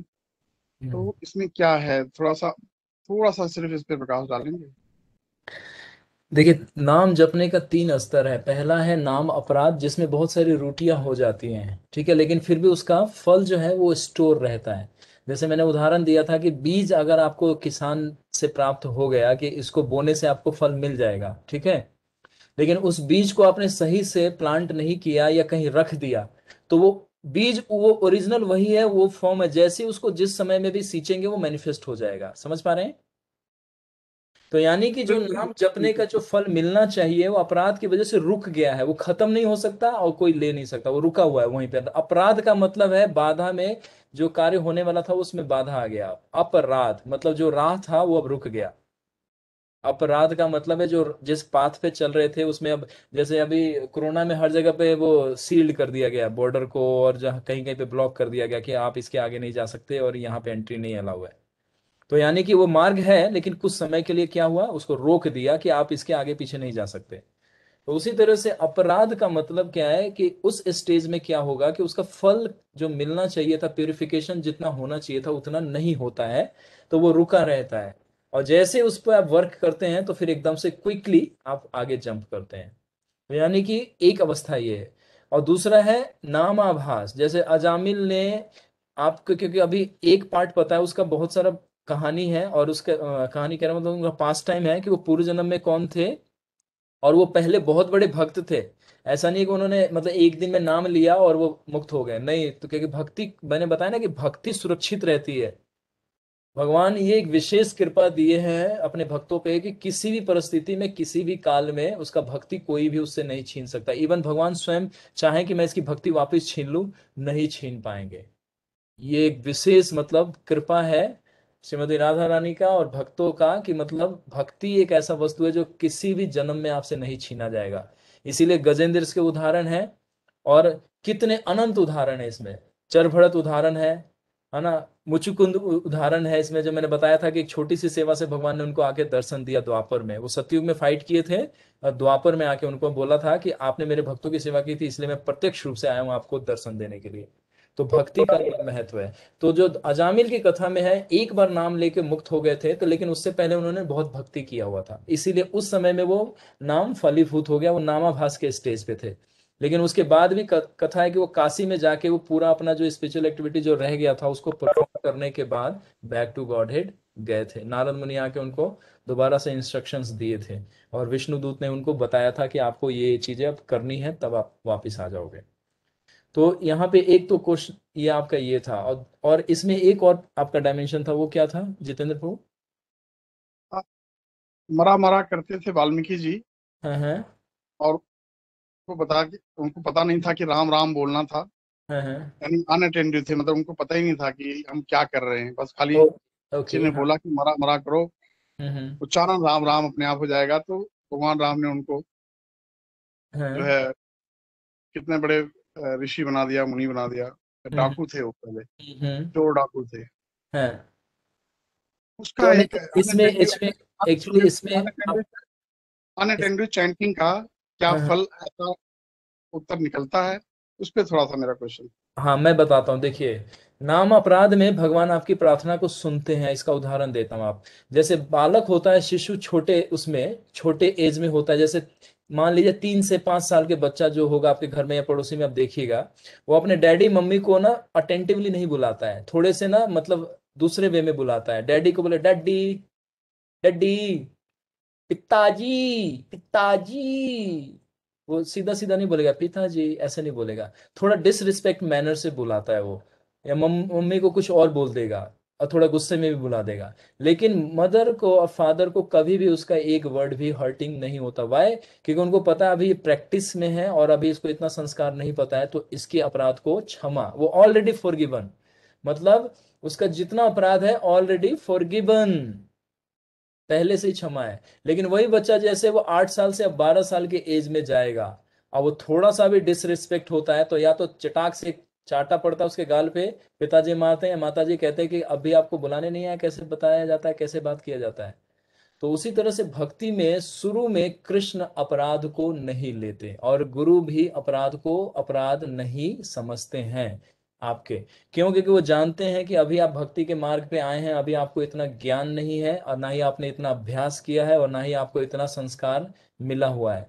तो जो नाम अपराध का जो प्राथ, इसमें भी 2-3 स्टेज होते हैं, ठीक है। तो पहले स्टेज में ही हम सब अटके रह जाते हैं और पहले स्टेज में गुरु और भगवान आपके इस अपराध को क्या करते हैं, सिर्फ कुछ देर के लिए होल्ड करते हैं। जैसे माता पिता उस छोटे बालक को क्या करते हैं, वेट करते हैं कि ये जैसे 3 साल से 5 साल का क्रॉस हो जाएगा, ये 7 या 8 साल में जाएगा, तब इसको सिखाऊंगी या सिखाऊंगा, तब ये फॉलो करेगा। उससे पहले वो उम्मीद ही नहीं रखते हैं क्योंकि उनको पता है बच्चा अभी बच्चा ही है।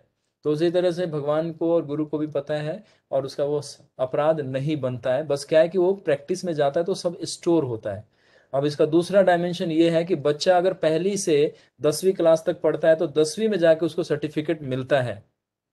तो अब कोई ये कहे कि बाकी 1 से 9 क्लास तक जो पढ़ा वो बेकार चला गया, फेल, बेकार, जीवन में कहीं काम नहीं आएगा तुम्हारे, पढ़ाई तो 10वीं में जो किया वो है इंपॉर्टेंट, वहां सर्टिफिकेट मिला, दुनिया वहां देख रही है कि अच्छा इसका डिस्टिंक्शन आ गया इसमें।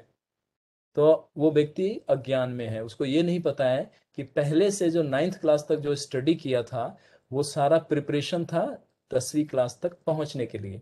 फिर 10वीं क्लास में वो एलिजिबल होते के साथ उसको क्या मिला, सर्टिफिकेट।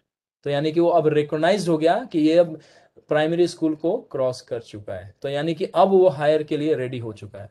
उसी तरह से आप जब से ही आपको ये अब ज्ञान हो गया तो अब आपसे उम्मीद करेंगे गुरु और भगवान भी आपसे करेंगे कि अब इसने लेक्चर सुन लिया है अंतरात्मा का, तो अब ये थोड़ा सा अटेंटिव रहेगा। तो अब भगवान आपको क्या करेंगे, अब वो डिस्क्रिमिनेट करेंगे कि अब आपसे वो क्या करेंगे, आशा कि अब इसको गलती नहीं करना चाहिए। जैसे हम बच्चे से कहते हैं ना, बच्चा बड़ा हुआ तो हमें उम्मीद रहता है कि बच्चा अब गलत कार्य नहीं करेगा।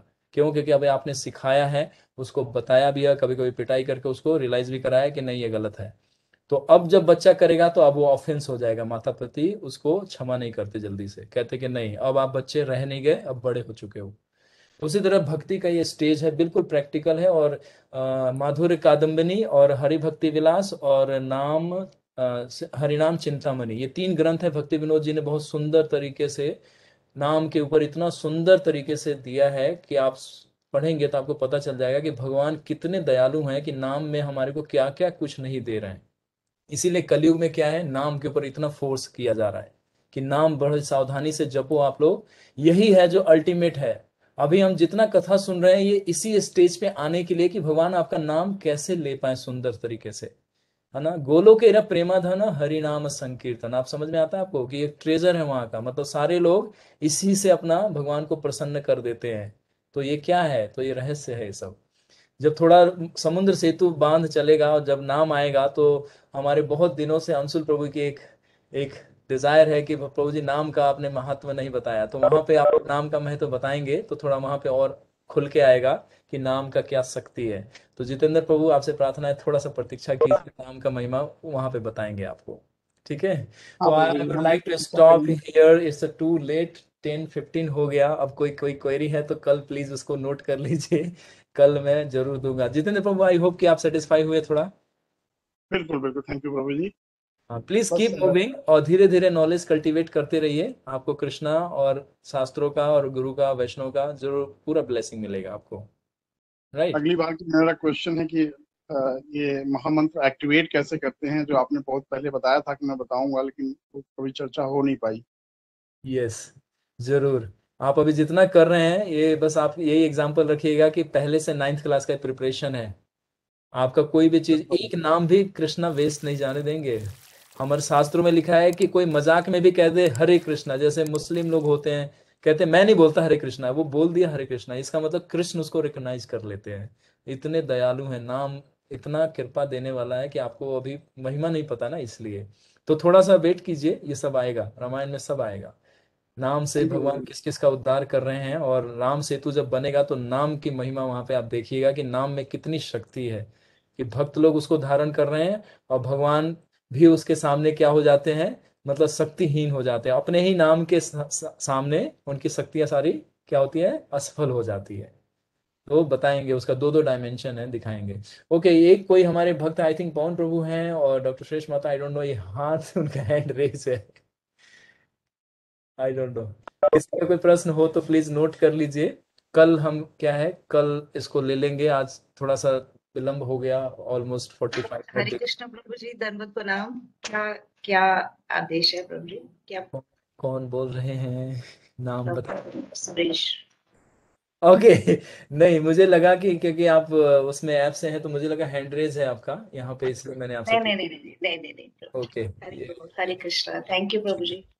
Take care. तो सभी लोग अपना ध्यान रखिए, जो जिस भक्त ने आज प्रश्न नहीं पूछे हैं तो नोट कीजिए, कल थोड़ा सा टाइम दे देंगे तो उसमें आप कीजिएगा। आई होप कि आज जो भी आप सुने हैं तो इस कल्चर को थोड़ा सा प्रोटेक्ट कीजिए, और एटलीस्ट हम अपने फैमिली में इस कल्चर को जरूर इम्प्लीमेंट कर दें, ताकि कृष्ण के हम जो वास्तव में जो हमारे भगवान है वो भी प्रसन्न हो, और जो गुरुजन है उनको भी हम प्रसन्न कर पाए। ठीक है, तो सब लोग ध्यान रखिए अपना, कल फिर मिलते हैं। आज लेट हो गया, क्षमा कर दीजिए फिर से आप, ठीक है, हमें ध्यान नहीं रहता समय का, इसलिए आप लोग क्षमा कर दीजिएगा। ठीक है, तो श्री श्री सीताराम लक्ष्मण भक्त हनुमान की जय, श्रील प्रेमानंद गौर भक्त वृंद की जय। Thank you very much.